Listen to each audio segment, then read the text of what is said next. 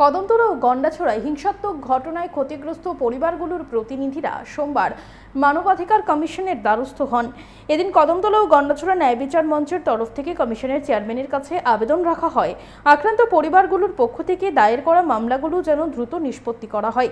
এদিন পার্থ কর্মকার এই প্রসঙ্গে বলেছেন, ন্যায় বিচার আবেদনের ভিত্তিতে আক্রান্ত পরিবারগুলোর পক্ষ থেকে মামলাগুলো 2024 ও 25-এ নথিভুক্ত করা হয়েছে।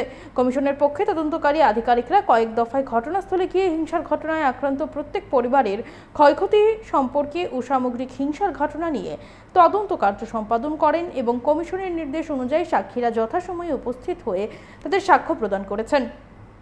সংশ্লিষ্ট সকলের আন্তরিক সহযোগিতা এবং মামলার অধিকাংশ কার্যক্রম সম্পন্ন হওয়া সত্ত্বেও মামলাগুলো এখনও চূড়ান্ত নিষ্পত্তির অপেক্ষায় রয়েছে।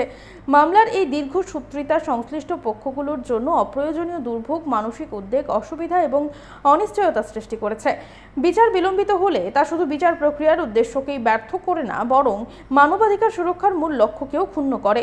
অতএব মামলার দ্রুত নিষ্পত্তি ন্যায় বিচারের স্বার্থ রক্ষা করবে এবং কমিশনের কার্যক্রমের প্রতি সাধারণ মানুষের আস্থা আরও সুদৃঢ় করবে। আমরা শুনবো কি জানাচ্ছেন তারা।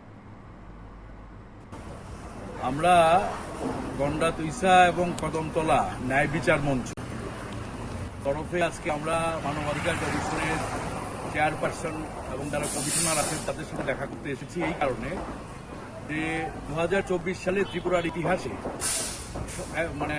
নজিরবিহীন যে ঘটনাগুলো ঘটে, কদমতলায় যে সাম্প্রদায়িক হিংসার ঘটনা ঘটে এবং গন্ডাতুইসাতে, এবং এই দুটি ঘটনাই রাষ্ট্রীয় মদতে এই হিংসার ঘটনা ঘটে এবং সেখানে ব্যাপকভাবে জনগণের যান মাল এবং তাদের সম্পত্তি ধ্বংস হয়, দোকানপাট ধ্বংস, বাড়িঘর ধ্বংস। তারা ন্যায় বিচার পায়নি। ন্যায় বিচারের দাবিতে আমরা 2025-এর প্রথমেই আমরা এখানে অভিযোগ দাখিল করি। প্রতিটি পরিবার আসে এবং তারা অভিযোগ দাখিল করে। এখন অবধি প্রায় 80টার উপরে অভিযোগ দাখিল করা আছে। তো আমরা দেখলাম যে কমিশনের তরফে তদন্তকারী দল যায় এবং তারা দুবার তারা তদন্ত কার্য সম্পাদন করে এবং এরপরে প্রত্যেকে নিজের সাক্ষীও দেয়। এখানে সাক্ষীর জন্য ডাকা হয়, সাক্ষী দেওয়া হয়।